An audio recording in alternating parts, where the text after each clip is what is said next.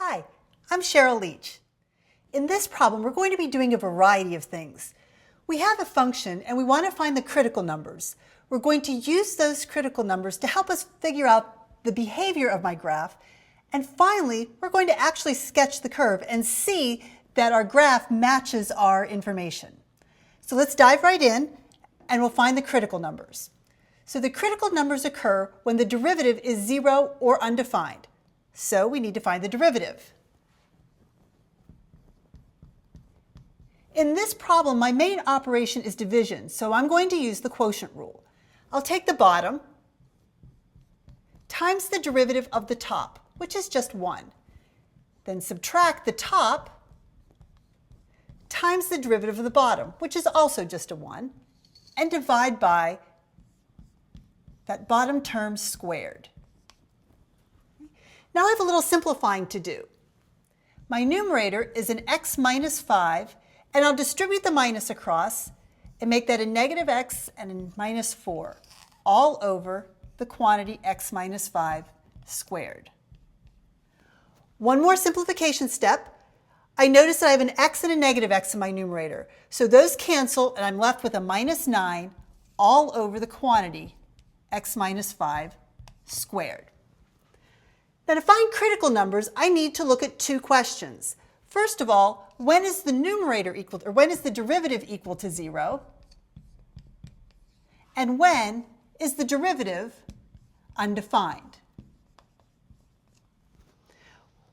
Well, the derivative is 0 when the numerator is 0. This is a fraction. The only way that a fraction can equal 0 is if the numerator equals 0. And does negative 9 ever equal 0? No. So there are no critical numbers coming from that condition. However, could the derivative ever be undefined? A fraction will be undefined when the denominator is equal to 0. And that's going to happen when x minus 5 quantity squared is 0, and that happens when x minus 5 is 0. And when does that happen? When x is 5.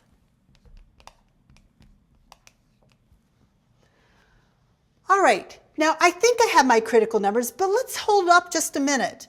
Remember, critical numbers have to occur at a spot that's defined on the function.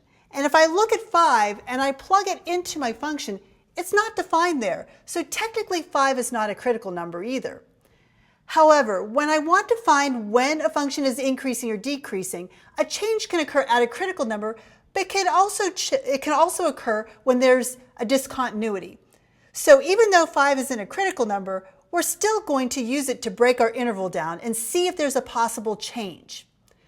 So let's go ahead and look at the intervals we're using. Okay. We'll go from negative infinity to 5.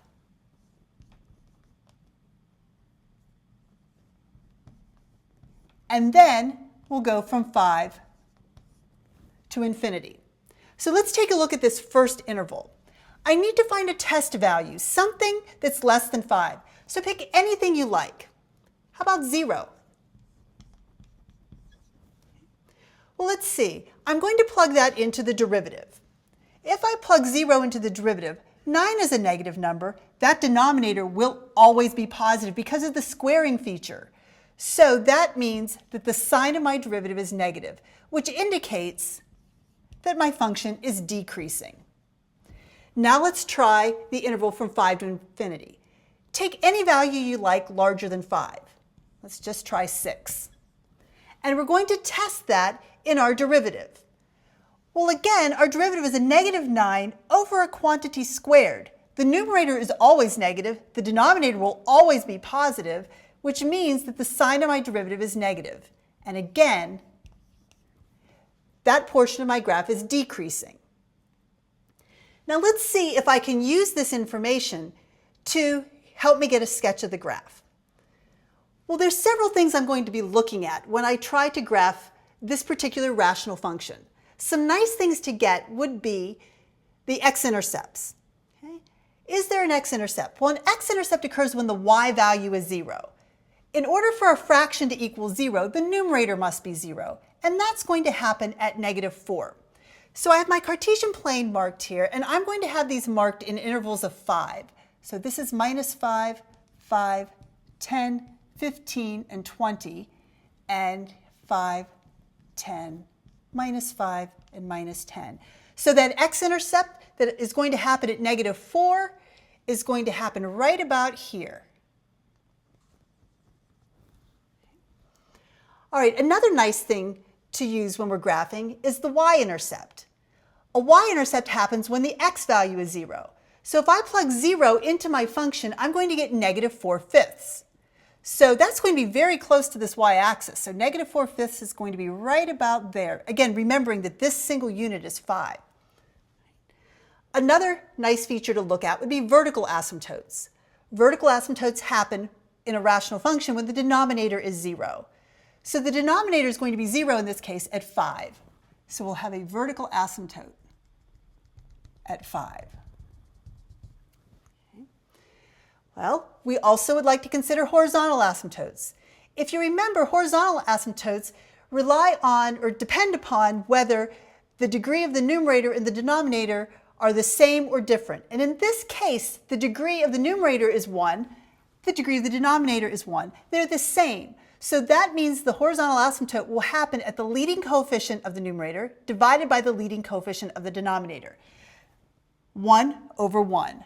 1 over 1 is 1, so I have a horizontal asymptote that will occur at 1. Now I just need to fill in a few details. Okay? So the horizontal asymptote indicates that as x is going to negative infinity, I'm going to be hugging that line. So I have a lot of detail right in here. So it looks like it's hugging this line. It's going to go through my x-intercept and my y-intercept. And as I approach that vertical asymptote, I have an option. It's either going to go up or go down. If it's going to go up, it would have crossed the x-axis, and I would have found another x-intercept. So that means that it's dropping on me.